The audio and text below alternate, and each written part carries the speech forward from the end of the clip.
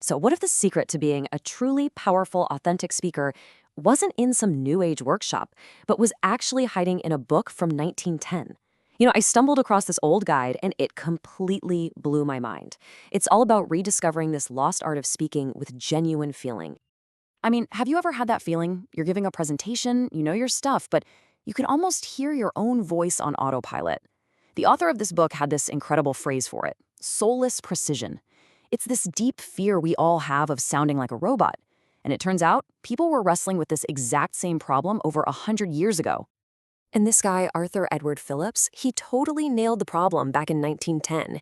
He said, look, when we fail to connect with people, it's almost never because our thoughts are wrong.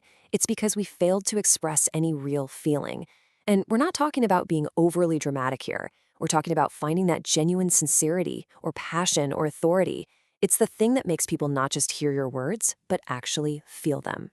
Okay, so Phillips looked at the public speaking world of his time and basically saw two big camps, two main approaches that everyone was following, and he thought they were both completely missing the point. On one side, you have what we can call the robot. This is the speaker who's obsessed with rules, vocal mechanics, and getting every little technical detail perfect. And on the other side, you have the guru, who just says, hey man, just think the right thoughts and the perfect delivery will just happen. Both sound kind of plausible, but Phillips is about to show us why they both lead to dead ends. Get a load of the robot's toolkit here. This is from a real popular method back then. I mean, just look at these terms. Vanishing stress? Radical stress? What even is a penadad? It's like they were trying to dissect a butterfly to figure out how it flies. They turned human speech into this cold mechanical science experiment, totally divorced from any actual meaning. So you, as a student of this system, would get handed this absolutely beautiful, epic line of poetry from John Milton, and then your teacher would tell you, okay, deliver that with subdued force and low pitch. So what are you thinking about? Are you thinking about the majesty of nature? No, you're just trying to follow a technical recipe. And what you get is that soulless precision we talked about. You play all the right notes, but there's just no music there. All right, so naturally, people rebelled against that cold, robotic approach. And that's where the guru comes in.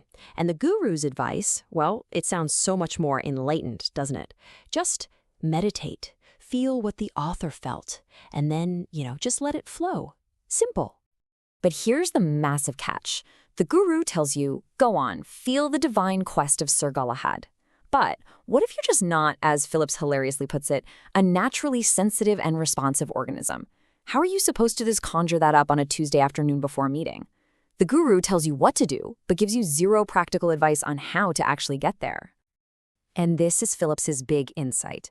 He's like, look, for 99 out of 100 people, telling them to just feel it more is totally useless.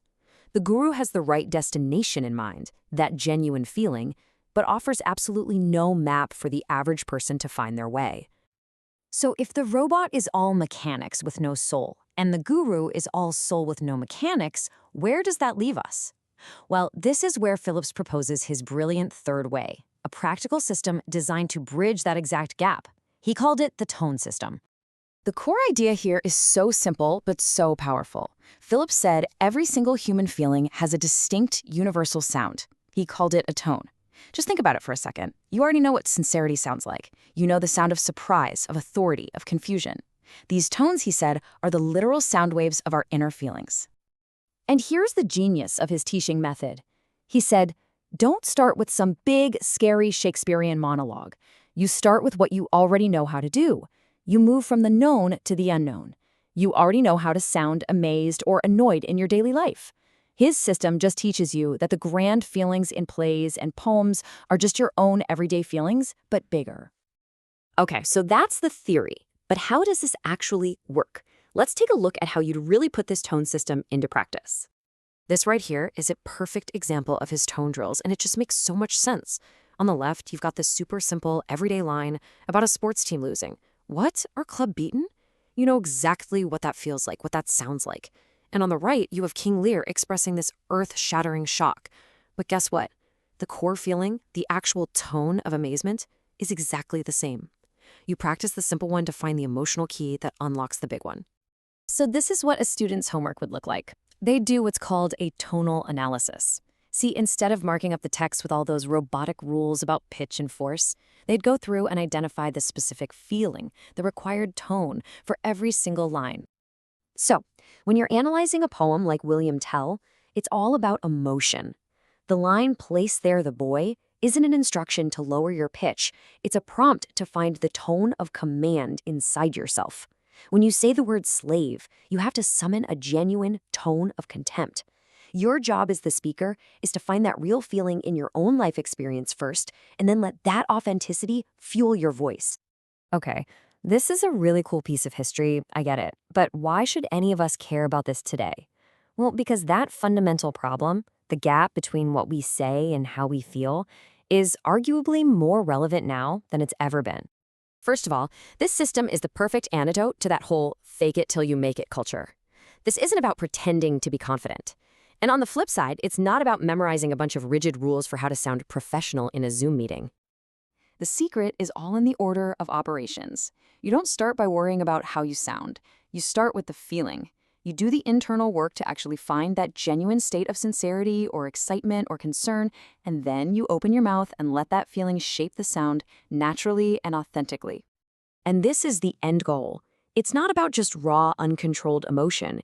It is, as Phillips puts it so perfectly, genuine feeling with the judgment in control.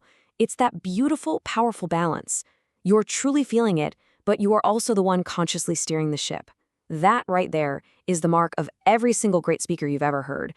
So maybe the next time you have something important to say, don't just think about the words. Think about the feeling.